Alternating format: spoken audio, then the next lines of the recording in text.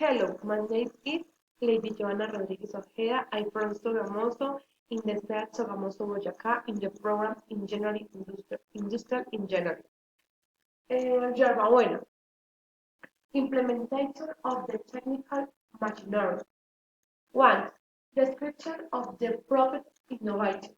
Is profits to the company to change the whole machinery for a new, more technical and modern one. 2. How are, how are you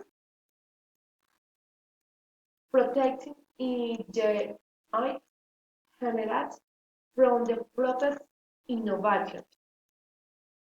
Processes of the business invention is crucial like free chart. Resolución 1237 del 2018. 3. How are you evaluating the proposal?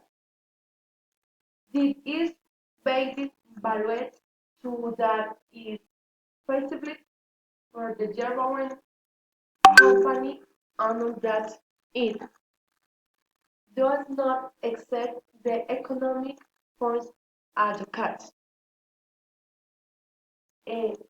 4. Under which conditions are you going to commercialize in the valid proposal? Under the conditions that are established which the company would otherwise in favor of it. Thank you very much.